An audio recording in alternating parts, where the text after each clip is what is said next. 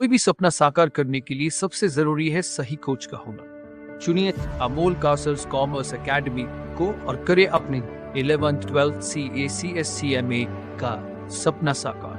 Download the app now. नमस्कार दोस्तों, मैं अमोल कासर आपका स्वागत करता हूं। दोस्तों, नया दिन नए सीए। आज हमारे सामने बैठे हुए सीए प्रशांत कोस जी, और इनकी भी यही खासियत है, first attempt chartered accountant at the age of 21-22, जो बहुत ही बड़ा अचीवमेंट है। और आज हम सर से बहुत दिल से बहुत सारी बातें करने वाले हैं। उनका जर्नी कैसे रहा सीए थ्रू आउट सीपीटी, मतलब CA foundation to CA final, उन्होंने क्या सोच के 10वीं के बाद कॉमर्स लिया, और बहुत सारे सवाल और उनकी बहुत सारी जर्नी, वो खुद भी अपने को कुछ बताएंगे। और ये सेशन बहुत हद तक मोटिवेशनल, इंस्पिरेशनल और नॉलेजेबल रहे, हम पूरा प्रयास करेंगे। तो sir, first of all congratulations, आप सीए हो गए। और अब आप बताइए कि आफ्टर 10th, शुरुआत ही बहुत बेस से करते कि कॉमर्स लेना या सीए करना पहले से पता था, प्री डिसाइडेड था, या फिर कैसे? मैं तो मेरे मन में मेरा काइंड ऑफ फिक्स था, क्योंकि 8th में एक EVS करके एक सब्जेक्ट रहता है, उसके अंदर लास्ट में कोई तो भी फिल इन द ब्लैंक्स में था कि व्हाट इज द टॉप या फिर बेस्ट कोर्स इन कॉमर्स, ऐसा कुछ था। उसमें एक सीए नाम था। अभी उस टाइम पे सीए का कुछ आइडिया नहीं था, कुछ नहीं था, but back of the mind उसी टाइम पे एक सेट हो गया था कि कहीं ना कहीं यार ये फील्ड अच्छा है। आइडिया कुछ नहीं था, हाँ, बट ऐसे था जैसे बचपन में लोग हॉस्पिटल में जाते और पूछता क्या, तो डॉक्टर वाइज से काय था, तो ऐसे तुमको एक था क्या हुआ कि मला आता ते वाचलंय सीए काहीतरी मोठा है, एंड देन आपने फिर कॉमर्स सिलेक्ट किया। Okay, after 10। बट उसमें भी एक पॉइंट ऐसा था कि 10th में जब रिजल्ट आया 92% और उसमें भी साइंस में 99।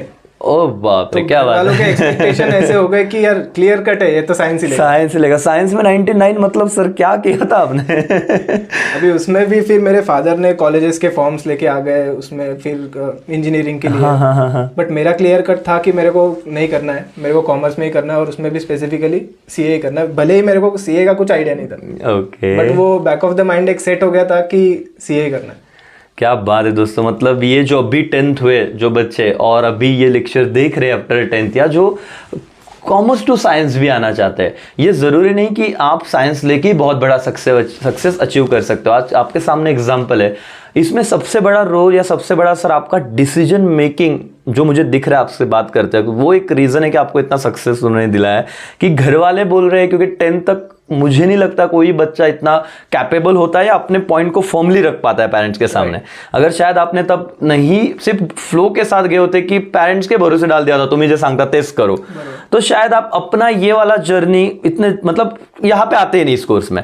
तो सर, सीखने जैसी एक बात तो मुझे ये दिख रही है, अभी भी और हम बातें करेंगे, कि अपना खुद का एक ओपिनियन होता है, गट फीलिंग होती है कि मला हे करायचे माहिती नाही पण करून घेईल काहीतरी आहे। 92% 10th में, साइंस में 99, घर वाले बोल रहे कॉमर्स साइंस में फॉर्म लेके आए, और फिर भी आपने कहा, तो वहीं से आपका एक स्पार्क दिख गया सर कि आप फॉर्म थे कि मला हे करायचं। एंड देन फिर कॉमर्स का जर्नी चालू हुआ। फिर कॉमर्स में जब एडमिशन लिया तब डेबिट, क्रेडिट, इको कैसे लगा फिर वो तो एक नवा वर्ल्ड था। हाँ, कि नया चीज था पूरा। हाँ। क्या है, सब्जेक्ट्स साइंस मैथ्स पढ़ रहे थे, उसमें से सीधा कॉमर्स, अकाउंट्स, इको, ये सब आ जाता है, तो वो पूरा एक नवा वर्ल्ड था। बट अडेप्ट हो रहा था, मजा आ रहा था पढ़ने में, और फैकल्टीज अच्छे थे, तो और मजा आता। ग्रेट। और सीए फाउंडेशन का सर आपका कोई सब्जेक्ट डिफिकल्ट था, आपको लगा कि सब आपको ठीक हर सब्जेक्ट में इंटरेस्ट आ रहा था? सब्जेक्ट में इंटरेस्ट था, बट उसमें भी मैथमेटिक्स सबका राइट काइंड ऑफ मैं कंफर्टेबल हो गया था थोड़ा दिन बाद। प्रैक्टिस मैटर करती है, वो होता है, तो फिर सब कुछ सेटल हो जाता है। ग्रेट। तो आपका सर सीए फाउंडेशन मतलब सीपीटी भी फर्स्ट अटेम्प्ट पास हो गए थे। सेम जर्नी थी दोस्तों कि सीपीटी पास होने के बाद अब सबसे बड़ा जो सवाल मैंने पिछले इंटरव्यू में भी पूछा था, जो आपके फ्रेंड है, और मैं बदलू कि पिछला इंटरव्यू जो लिया था ओमकार कातकाड़े, सी ओमकार कातकाड़े सर और प्रशांत सर, दोनों ही फ्रेंड ही है, साथ में ही उन्होंने जर्नी शुरू की और साथ में ही ख़त्म की। और सर, एक सवाल ऐसे आता है कि during that particular time age group friends बहुत ज़्यादा मैटर करते हैं, है ना, डिस्ट्रैक्शन बहुत होता है। आपने कैसे, और जितना मैंने सर को देखा है कि वो पढ़ाई भी करते हैं, लेकिन ऐसे नहीं कि पुस्तक की कीड़ा अपन मनतो, नॉट लाइक दैट कि वो सिर्फ पढ़ रहे, उनके फ्रेंड्स भी थे, उन्होंने एंजॉय भी किया है ज़िंदगी में। बस आपने क्या कैसे संभाला उस चीज़ को सर? मेरे से अगर सीखने के लिए कुछ है तो वर्क लाइफ और या फिर स्टडी लाइफ और पर्सनल लाइफ बैलेंस कैसे करना है, वो मेरे को बहुत अच्छे से जमता है। क्योंकि प्रत्येक गोष्टीचा एक वेळ असतो, बरोबर। आणि तो वेळ तुम्हाला ओळखता आला तर तुम्ही मग प्रत्येक गोष्टीमध्ये एक्सेल करू शकता. Right right right exactly. तर मग त्यामध्ये आता स्टडीजमध्ये आता मी दिवसभर जरी फ्रेंड सोबत बाहर है, अगर मैं घूम भी रहा हूँ दिन भर, बराबर, तो मेरी कैपेसिटी इतनी है कि मैं शाम को आके बैठ के पढ़ाई करूँ. क्या बात. क्योंकि मेरे को पता है इसको भी टाइम देना जरूरी है और इनको भी टाइम देना जरूरी है. तो दोनों को साथ में लेके चलना वो अभी हर किसी का अपना स्किल होता है. दोस्तों यहाँ से एक बात और निकल के आ रही है, कुछ दोस्त होते हैं ना जो मजे भी करते हैं और घर पे जाके पढ़ते भी है. सर उनमें से और उनके साथ वाले दोस्त मजे तो करते हैं लेकिन पढ़ते नहीं होगे. तो ये समझ लो. और ये मैनेजमेंट की बात होती है. बहुत बार हम बोलते हैं कि अरे तो आमच्या सोबतच मस्ती करायचा, वो तो सीए होऊन गेला डायरेक्ट, आम्ही का नहीं. तो ये ना देखो, आप हर किसी को 24 आवर्स दिए और आपने कहा कि प्रायोरिटी सेट करना जरूरी है और वो आसान नहीं होता. तकलीफ तो होती जब पढ़ने बैठे. एंजॉय किया, माइंडसेट अलग था, पढ़ने बैठे, अब बुक्स है तो. और आप सोशल मीडिया को कैसे हैंडल किया आपने? इंस्टाग्राम, स्नैपचैट, ये बहुत बड़ा डिस्ट्रैक्शन है. मोबाइल फोन अगर मैं कहूँ तो आप फाउंडेशन हो गए इंटर के, सेम अगर मैं कहूँ कि 8 सब्जेक्ट 2 ग्रुप, वो जर्नी 9 महीने में कवर करना था. 8 सब्जेक्ट थे, social media, friends, first attempt, मतलब क्या था वो आपका एक्सपीरियंस सीए इंटर का? बात ऐसे ना कि सर कि एक अगर डेस्टिनेशन सामने और आप इस साइड हो तो बीच में एक रोड है. बराबर. उस रोड को जितना प्लेन रखोगे उतना इजीली आप ट्रैवल कर पाओगे. और उस वो रोड के खड्डे जो रहते हैं वो है अपने डिस्ट्रैक्शंस. ग्रेट. अभी उसमें डिस्ट्रैक्शन में आपके सोशल मीडियाज आ गए, आपके फ्रेंड्स आ गए, या फिर फंक्शंस आ गए, या फिर जैसे ओमकार ने भी बोला कि डिस्ट्रैक्शन, हाँ, गर्लफ्रेंड, बॉयफ्रेंड, जो भी आपका ये ह्यूमन बायोलॉजी है वो तो आता ही है कहीं ना कहीं. राइट. बट उस रोड को जितना प्लेन कर पाओगे उतना स्मूथली आपका जर्नी कंप्लीट होएगा. राइट. और वो आपको मैनेज करना आना चाहिए कि वो डिस्ट्रैक्शंस कैसे दूर रहे. डिस्ट्रैक्शन तो 100% आने. बराबर. अभी उसमें भी मेरे फाइनल के वक्त मेरे को थोड़ा पता था कि टफ है. राइट. तो उस टाइम पे मैंने मेरे सोशल मीडिया सारे ऑफ रखे थे. क्या बात. व्हाट्सएप से इंस्टा, स्नैप. और कितने टाइम तक ऑफ था?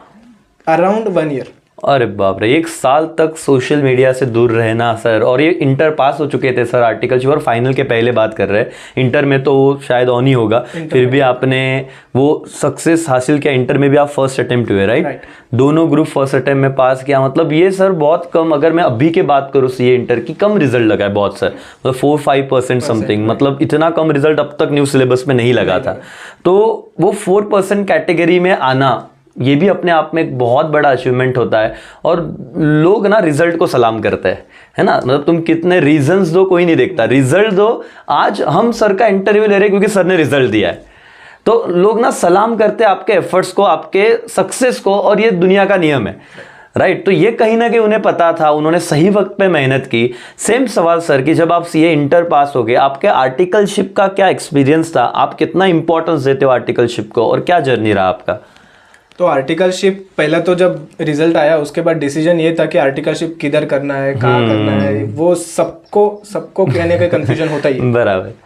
तो मैंने बिग 4 करनी है क्योंकि आपका दोनों ग्रुप हो गया था, या नासिक में मिड फॉर्म करो, सब काम सीखना है, स्पेशलाइज हो, बहुत सारे डाउट रहते हैं. तो वो सबको डाउट्स होते हैं. तो काइंड ऑफ फिर मैंने आपसे भी बात किया था उस टाइम पे और बाकी फैकल्टी से भी बात किया, तो एक थोड़ा सा व्यू क्लियर हो गया. तो मुंबई में एक CB Mehta and associates Vile Parle में फर्म है. ओके. चिराग मेहता सर मेरे प्रिंसिपल है. ओके. तो उनके पास मैंने आर्टिकलशिप स्टार्ट किया. मिड साइज फर्म है बट वहाँ पे एक्सपीरियंस बहुत अच्छा मिला मेरे को. Okay. He was also supportive. क्या बात. और वहाँ से स्टार्ट किया, बट उसमें एक बड़ा ब्लंडर आ गया, कोविड. Yes, right. कोविड में फिर सब रिटर्न आ गए नासिक. मैं भी रिटर्न आ गया बट मैंने ट्रांसफर नहीं लिया. मैंने 2 साल तक वर्क फ्रॉम होम किया और वो एक्सपीरियंस एक अलग एक्सपीरियंस है. ओके. जिसमें बहुत कुछ सीखने को मिला.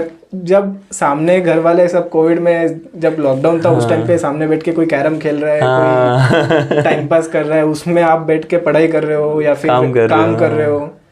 तो और उस एज में ये क्यों डिफिकल्ट होता है सर कि एक आप रिस्पॉन्सिबल पर्सन बन जाते हो ना, 23-24 साल के, आप पे जवाबदारी, तो काम करना मुश्किल नहीं रखता. जब आर्टिकलशिप चालू थी तब एज ही कितना था? 18 ईयर, 19 ईयर. मतलब तब 18-19 ईयर में मतलब बच्चे क्या ही एम होते हैं, भाई चलो खेलो, गेम खेलो, पबजी खेलो, ये सारे बातें रहते हैं. इसलिए सर जो कह रहे हैं कि कुछ लोग सोचेंगे तो उसमें क्या बड़ी बात है, बड़ी बात इसलिए सर क्योंकि इतना मैच्योरिटी दिखाना ही हर किसी को नहीं जमता, राइट. और आप बोल रहे हो तो 18-19 में आप मतलब एज में 18 और 19 के 20 की आप घर में बैठे हो, काम कर रहे हो, पढ़ाई कर रहे हो, जबकि कोविड में सब घर में बैठ के एक तो टीवी देख रहे हो और रामायण उस वक्त आता था, है ना, वो भी मेरे को याद है बहुत अच्छे से। तो ये सारी चीज़ें, तो आपका कितना टाइम जाता था ऑनलाइन वर्क फ्रॉम होम में? वर्क फ्रॉम होम में तो अभी ऑफिस में रहते हैं तो ऑफिस में से निकल के जाना रहता है तो निकलते जल्दी। वर्क फ्रॉम होम में कहीं से आपको निकल के जाना नहीं है, घर पे बैठे हो तो फिर एक्सटेंड भी होते हैं सेशंस, होते हैं काम, बराबर। नॉर्मली सीए फर्म में तो होते ही है, बट तो भी फर्म में ऑफिस में से निकल के घर पे जाने का टाइम लोग कंसिडर करते कि इतना टाइम लगेगा तो रात में लेट हो जाएगा, बट वर्क फ्रॉम होम में वो नहीं होता है। क्या आप घर पे ही हो तो सेशंस एक्सटेंड होते हैं, अच्छा, काम एक्सटेंड होता है, बट वो भी फिर और कितने महीने आपने दिए थे सीए फाइनल की पढ़ाई के लिए? क्लासेस आपका कैसा था, वो मैनेजमेंट कैसे था कि इंटर टू फाइनल 3 साल का टाइम होता है, हमको 2.5 साल आर्टिकलशिप करना है, 4-5 महीने पढ़ाई को मिलते हैं, एंड फिर आपने स्टार्टिंग में ऑनलाइन क्लासेस या ऑफलाइन क्या था आपका? मेरे सारे क्लासेस ऑनलाइन हुए, उसमें से मैंने 2 सब्जेक्ट के क्लासेस नहीं किए थे। ओके। कौन से 2 सब्जेक्ट थे? फाइनेंशियल रीजंस थे। अच्छा, ओके। उसमें से मैंने एक जो ऑप्शनल सब्जेक्ट होता है वो और कॉस्टिंग, अच्छा, ये 2 सब्जेक्ट के क्लासेस नहीं किए थे मैंने। ओके, हाँ, तो क्या बात है सर। और उसके बाद आप फर्स्ट अटेम्प्ट सीए हो, तो ये भी समझ गया की सर्व विषयांचे क्लासेस लावले तरच सीए होतं, ऐसा भी नहीं है। अगर आप में वो डिसिप्लिन और स्ट्रैटेजी रही तो भी आप अचीव कर सकते। Great sir. Okay, online classes का एक बोलूंगा कि डेडिकेशन बहुत जरूरी है, और ऑनलाइन क्लासेस बोलने से अच्छा मैं तो बोलूंगा सीए फील्ड में ही डेडिकेशन बहुत जरूरी है। Right sir. डेडिकेशन भले आप ऑफलाइन करो तो भी डेडिकेशन आपके पढ़ाई में होना चाहिए, तो ही रिजल्ट। सही है। और मतलब वो जो 6 महीने थे लास्ट के, जब आपको पता था कि 2 सब्जेक्ट के क्लासेस नहीं हुए, और आपने लीव कितने मंथ की ली थी? लीव फर्म में स्टैंडर्ड है कि 5 महीने की मिलती है, और मैक्सिमम 5 महीने की, क्योंकि कुछ बच्चों का ऐसे भी मिसअंडरस्टँडिंग आहे सर की डमी आर्टिकलशिप करू, 3 वर्ष अभ्यास करू तरच आम्ही सीए होतो। बट मेरे सामने एक ऐसे एग्जाम्पल है जिन्होंने बहुत कम टाइम आर्टिकलशिप की, यस सर, किया, क्या वहाँ पे सीखा नया कुछ सीखा, और 8 ही सब्जेक्ट थे, फाइनल लेवल डिफिकल्ट था। इतना करने के बाद कम लीव में भी विदाउट पूरे सारे क्लासेस नहीं किए, कुछ पर्टिकुलर क्लासेस किए, फिर भी बंदा फर्स्ट अटेम्प्ट चार्टर्ड अकाउंटेंट यहाँ पे बन के बैठे हुए हैं। इसका मतलब आर्टिकलशिप करके भी आप फर्स्ट अटेम्प्ट सीए हो सकते हो। Yes sir. तो वो 5 महीने कैसे हैंडल किए फिर आपने? 5 महीने में अभी मैं था नासिक में, तो उसमें घर पे बैठ के थोड़ा कंफर्ट होता है कि घर वाले साथ में रहते हैं, बराबर। बट उसमें भी घर वालों ने मुझे कभी कहीं पे भी फंक्शन जाने को कभी फोर्स नहीं किया, कहीं भी, वो उनका एक सपोर्ट रहता है, बराबर, वो मैटर करता है। अभी वो 5 महीने में स्टार्टिंग में, अभी क्लासेस में होता क्या है कि क्लासेस में सब कुछ कवर हो जाता है, बट उसमें आप पास नहीं हो सकते। एग्जैक्टली। आपको रिवीजन आपके साइड से बहुत मैटर करता है, आपके स्टडीज जो सेल्फ स्टडी होता है वो बहुत मैटर करता है, आप कितने डिसिप्लिन लेके स्टडीज कर रहे हो वो मैटर करता है, और सब कुछ लेके वो एग्जाम में जाके वो 3 घंटे कैसे स्पेंड हो रहे हैं वो तो बहुत ज्यादा मैटर करता है। ओके, ड्यूरिंग एग्जाम कभी आपको लगा कि नहीं हो पाएगा? बहुत बार लगा। ओके। इवन जब पेपर दे भी रहा था उस टाइम पे भी ऐसा होता है कि आईसीआई की स्ट्रेटजी कहीं ना कहीं पे ऐसा लगता है मुझे कि एक आधा सब्जेक्ट टफ हो जाता है, ताकि माइंड से चेक हो कि बच्चा गिव अप कर रहा है या कंटिन्यू कर रहा है। ओके, मतलब सर का कहना है कि 5 मतलब ग्रुप वाइज पेपर होते हैं, तो फर्स्ट पेपर इजी हो गया, सेकंड इजी हो गया, थर्ड बहुत डिफिकल्ट हो गया, तो बच्चों को शायद ऐसा लगता है कि आता आपलं गेलं, आता पुढचं द्यायचंच नाही, संपला आता, कशाला नेक्स्ट अटेम्प्ट देऊ, बट उसमें कौन टिक के रहता है और आगे। तो उसमें हमारे टाइम पे ब्लेंडर और एक बड़ा ये हो गया था कि अकाउंट्स जो फर्स्ट पेपर होता है, फाइनेंशियल रिपोर्टिंग फाइनल का, वही सबसे टफ आ गया था। अरे बाप रे, तो पहले ही उन्होंने गुगली फेंक दिया कि चलो। और आधे बच्चे तो उधर ही आउट हो गए थे। हाँ, मैंने इवन क्लास में जब मैं पेपर देने बैठा था तो माहौल में जो लाइंस रही उसमें से बीच में की लाइन आधी खाली हो गई थी। ओह, अच्छा सर, तो ये चीज नोट कीजिए। आपको भी लगा था कि थोड़ा हो गया इशू? मेरे को भी लगा था कि एफआर का पेपर टफ था और काइंड ऑफ मेरे को भी ऐसा नेगेटिव फीलिंग आ गया था, बट तो भी घर पे जाके फ्रेश हुआ। सर नोट कीजिए, और इस वीडियो का शायद से सबसे इम्पोर्टेंट पॉइंट रहेगा जो एंड तक आना है, कि सबसे बड़ा यही एक पॉइंट है सर कि आप अपने आप को कैसे काम रखते हो और कैसे उस वक्त, जैसे सर ने कहा कि दूसरे दिन, क्योंकि आप एक हॉल में आपका नंबर उधर ही रहता है, 15, 20, 25 बच्चे बैठते हैं, और आप देख रहे हो कि मेरे हॉल के दूसरे पेपर ही आधे बच्चे गायब है, मतलब कहीं ना कहीं पेपर का इम्पैक्ट और नेगेटिविटी और बढ़ती है, बट आपने गिव अप नहीं किया, आप सेकंड पेपर को गए एंड सो ऑन। फिर ऑडिट का पेपर कैसे रहा था आपको? ऑडिट का पेपर, अभी ऑडिट एज अ सब्जेक्ट दिखता छोटा, मतलब ऐसे बाहर से अगर किसी को पूछो तो ऑडिट है यार, थ्योरी सब्जेक्ट है, हो जाएगा, प्रैक्टिकल काम किया है। हाँ। एग्जैक्टली वो सब्जेक्ट हाथ में लेके बैठते हो तो वो खुद में आधा सिलेबस है। Okay okay okay. तो वो इतना बड़ा सब्जेक्ट है ना, जब पढ़ने बैठते हो तो समझता है। तो ऑडिट का मैं फ्रैंकली बोलूंगा सर आपको कि मैंने पूरा ऑडिट कवर नहीं हुआ था मेरा। ओके। बट स्ट्रेटेजिकली स्टडी करके जो लगता है कि ये इम्पोर्टेंट है या ये इथिक्स है या फिर स्टैंडर्ड्स है या फिर जो टैक्स ऑडिट के क्लॉजेस है, वो सब एक जो भी किया उसमें वो 100% करके गया, उसके हिसाब से पेपर लिखा और लकीली क्लियर। क्या बात है, ग्रेट सर। सो अभी जैसे कि आप सीए हो चुके हो, और वो मोमेंट मुझे बताइए कि आपके वो एक्सपीरियंस जब रिजल्ट लगा, आई थिंक सो डेट अपना 15 जुलाई में अपना जो भी हुआ रिजल्ट आया 15, तो अब क्या वो एक्सपिरियंस था घर वालों के, या फिर वो रिजल्ट का पहला आपको पता चला कि आता नंबर टाकायचा आहे, विंडो आलेली समोर, आपने डाला, क्या वो आपने खुद देखा है, किसी और ने देखा था? मैंने देखा। क्या बात है, बहुत बड़ा करेज लगता है खुद का रिजल्ट खुद देखने में। तो क्या था वो अनुभव?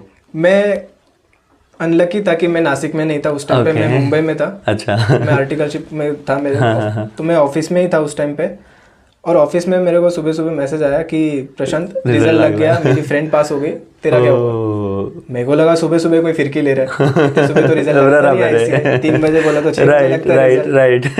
तो मैंने उसको सामने से मजाक में मैसेज कर दिया, हाँ मैं भी हो गया। और वो मजाक सच हो गया था ना, जीबीवर सरस्वती हंसते, आपके हाथ पे सरस्वती थी शायद से।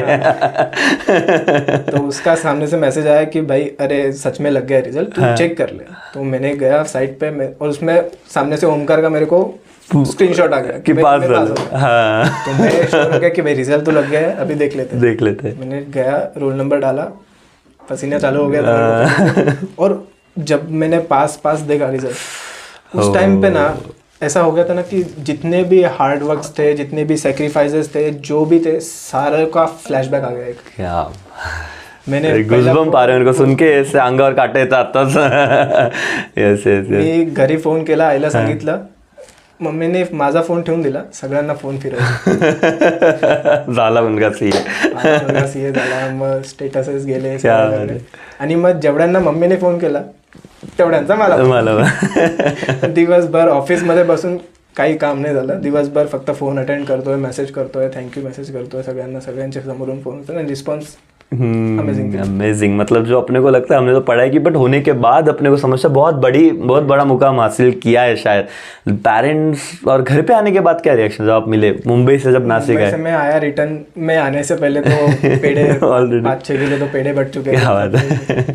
मैं घर पे आया, घर वालों ने पहले तो हक किया और उसी टाइम पे सब रोने लगे। वो मेरे को जब मेरा रिजल्ट एग्जैक्टली लगा था, उससे ज़्यादा खुशी मेरे को सामने जब मिला मैं घर वालों से उस टाइम पे। Great sir, great. अब मुझे एक बात बताए कि अपने पास जो भी बच्चे देख रहे वीडियो, सीए करते वक्त बहुत लोगों को फाइनेंशियल प्रॉब्लम होती है, क्योंकि हम इंडिया में मेजर बच्चे मिडिल क्लास से होते हैं, जो इस कोर्स को इसीलिए परस्यू करते हैं कि थोड़ा पैसा कम लगता है, रिस्पेक्ट है, करियर अच्छा है।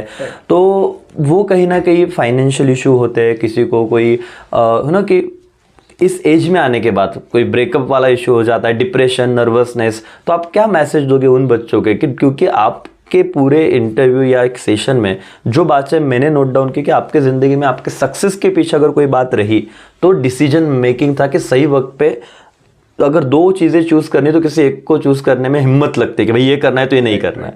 तो क्या आप मैसेज देना चाहोगे बच्चों ने कैसे चीज़ों को टैकल करना है? पहले तो डिसीजन लेने में डरना बहुत बड़ी मतलब गलती है। हाँ।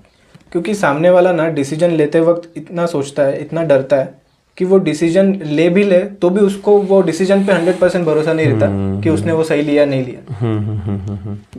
सेकंड पॉइंट ऐसा है कि डिसीजन ले लो, फिर बाद में उसको प्रूव कर दो कि ये राइट है। क्या बात है, ग्रेट। डिसीजन राइट है रॉन्ग नहीं होता, उसको जो फॉलो थ्रू अपन देते हैं वो राइट है रॉन्ग होता। Great great great. और मेरे केस में मेरे को जितना पता है, या फिर आपने भी देखा है मेरे को, तो उसमें मेरे हमेशा या मोस्टली डिसीजंस राइट निकले। Right. Everything lined up. Right निकले मतलब राइट बनाया आपने लेने के बाद। यस यस यस नहीं ग्रेट सर। तो दोस्तों आपने ये पूरी चीज़ सुनी। मुझे इस इंटरव्यू का सबसे इंपॉर्टेंट बात, बहुत सारी बातें थी बट सर ने जो पढ़ाई से रिलेटेड, डिसीजन मेकिंग से रिलेटेड, वो जो रिजल्ट वाला जर्नी बताया कि रिजल्ट का जब वो नंबर डाला तो पूरी जर्नी एक फ्लैशबॅक की तरह आती कि आपने क्या क्या सैक्रिफाइसेस किए एक, और वो ना आता संपला बाबा अभ्यास एकदा सा, ये एक फीलिंग होता है। तो कम एज में सीए बनना अपने आप में बहुत बड़ी बात है। आप सारे और सर भी अपने परिवार से पहले सीए, राइट सर? राइट। सो मतलब उसका क्या मतलब वो पूरे फैमिली में मतलब ऐसा हुआ कि मैंने ये भी सुना कि पेरेंट्स के फोन पे आपके फोटो के स्टेटस है, ये क्या कहानी है? अभी वो होता क्या है कि पेरेंट्स या फिर जितने भी मेरे पेरेंट्स जो ग्रुप में या फिर जहाँ पे भी ग्रो अप हुए, वहाँ पे उन्होंने किसी को एज ए चार्टर्ड देखा नहीं है। उनको तो अभी मैं एक फनी किस्सा बताता हूँ आपको कि मेरे को एक बार फोन आ गया मेरे रिलेटिव का, क्योंकि उन्होंने भी नहीं देखा है कि चार्टर्ड क्या होता है क्या। अच्छा। उनको जस्ट पता है कि सीए, उनको लगा कि ऑफिसर है कोई। तो उन्होंने सामने से क्वेश्चन पूछ लिया कि अरे लाल दिवाची गाड़ी कदी है। अच्छा ओके मैं उस टाइम पे मैं ब्लैंक हो गया, मैं क्या रिप्लाई दूं। मैं बोला येते घ्यावं लागेल ते घेऊ लवकरच।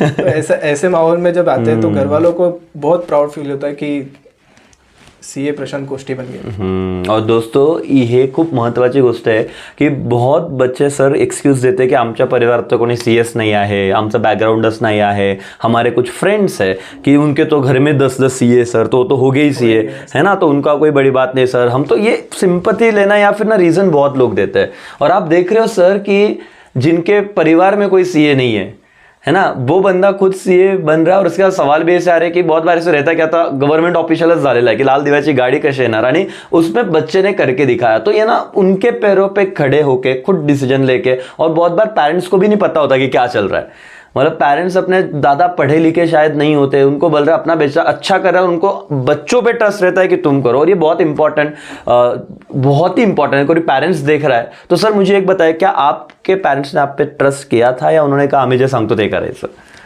उनको एक्चुअली मेरे कोर्स में आइडिया नहीं था क्या है। ओके। इवन मैं बोलूँ ना आपको सर, मैं जब आर्टिकलशिप को गया उनको ये भी नहीं पता था कि मैं आर्टिकलशिप किधर कर रहा हूँ, अच्छा मैं रह किधर रहा हूँ। अरे बाप रे। उनको कुछ आइडिया नहीं था, बट उनको एक भरोसा था कि मेरा बेटा कभी गलत नहीं करे। ये बहुत ज़रूरी होता है, भरोसा अगर रखा, और आपने भरोसे पे सही उतरना। अगर कोई बच्चे देख रहे हैं, पेरेंट्स देख रहे हैं, तो भरोसा रखना इसलिए ज़रूरी है कि बच्चे सही करते हैं, क्योंकि उनको ये पता है क्या करना है। और आज रिजल्ट आपके सामने है। 21-22 एज में चार्टर्ड अकाउंटंट बनना, पेरेंट्स को नहीं पता। पेरेंट्स को इतना पता आमचा मुलगा घराच्या बाहेर आहे, काहीतरी चांगलं करतो आहे, काय ते टॅक्स, काय ऑडिट, कुछ उनको इतना आइडिया नहीं रहता। बट आज जब सीए हो गए हैं तो बोलते ना कि कुछ पुण्य किया होता है, तब ऐसे बोलते ना कि ऐसे बच्चे आते हैं घर में। और सर बहुत प्राउड फील होता है कि हमने आपको देखा है और आज आप चार्टर्ड अकाउंटेंट बन के हमारे सामने बैठे हो। और आप बहुत अप्स एंड डाउन में से आप गए, आपने सब चीज़ों को डिसीजन पे कि वैसे डिसीजन लिया जो लोग सोच रहे थे शायद आप नहीं ले पाओगे, आपने उससे सही प्रूव किया और आप सीए बने हो। एक लास्ट मैसेज बच्चों को क्या आप देना चाहोगे हमारी ऑडियंस को, ताकि वो कोई भी मैसेज रिलेटेड टू आपको जो लगता है कि ये मेरी जिंदगी का सार है, या मेरे को ऐसा लगता है कि हे तुम्ही ऐकायला पाहिजे, क्या रहेगा? ये बोलूँगा कि स्ट्रगल आज करो क्योंकि आपका कल बेहतर होएगा। क्या बात है। और हमेशा जब स्टडी कर रहे हो तो आपके फैमिली को सामने रखो कि उनकी खुशी कितनी मैटर करती है आपके लिए। जब आप चार्टर्ड बनोगे तो उनका एक चेहरा जो खुशी वाला होता है ना, जैसे ओमकार ने लास्ट में मैसेज दिया, एग्जैक्टली सेम, कि वो फीलिंग आप नहीं भूल पाओगे कभी। इवन मैं 15 जुलाई मेरे को याद नहीं रहेगा, बट 17 जब मैं रिटर्न घर पे आया, फैमिली का मैंने रिएक्शन देखा, वो दिन मैं नहीं भूल सकता कभी। क्या बात है। मतलब सर ये पूरा गेम है कि एक बार जिंदगी मिली है। लोग बोलते हैं कि माँ बाप का कर्ज कैसे उतारे, वो तो कोई उतार नहीं सकता, बट वो जो खुशी दी ना, तो ऐसे लगता है कि थोड़ा बोलते ना कि वो बोझ हल्का हो गया, कि हमने उनके आंखों में वो आंसू खुशी के लाए, और ये सबसे बड़ी बात थी। Thank you so much sir, आप आए, अपना इतना प्रीशियस टाइम दिया आफ्टर चार्टर्ड अकाउंटेंट टाइम। और भी वो बहुत ज़्यादा आपको इंटरव्यूज़ है, बहुत सारी लाइनअप चीज़ें हैं कि सर का अगर मैं थोड़े बता दूं कि ऑप्शन बहुत है। Being a first attempt chartered accountant लाखों का पैकेज पड़ा हुआ है। सर कुछ अलग सोच रहे क्या, वो डेफिनेटली हम बाद में कभी मिलेंगे। अगर वो उस डिसीजन, जितना मैंने देखा कि डिसीजन लेते और सच करके दिखाते हैं, अगर वो सच हुआ, जो होगा पूरी उम्मीद है, तो एक बड़े लखपति करोड़पति सीए से भी हम जल्दी बात करेंगे, उनका इंटरव्यू, ये जर्नी आप देखो पूरा, आगे का और जर्नी आएगा वो भी हम इस चैनल पे आपके साथ शेयर करेंगे। बट खुद पे विश्वास रखो, डिसीजन पे बिलीव करो और उसे सच करके दिखाओ, यही मैं करना चाहूँगा। Thank you so much Prashant sir, आप आए, इतने बच्चों को गाइडेंस किया, और भी कुछ डाउट हो गए हम आपका नंबर, इफ़ यूर परमिट, आपका ईमेल आईडी बच्चों के साथ शेयर करेंगे, आपसे पूछ सकते हैं डाउट। चलो थैंक यू सो मच दोस्तों, बाय, टेक केयर, जय हिंद, जय भारत।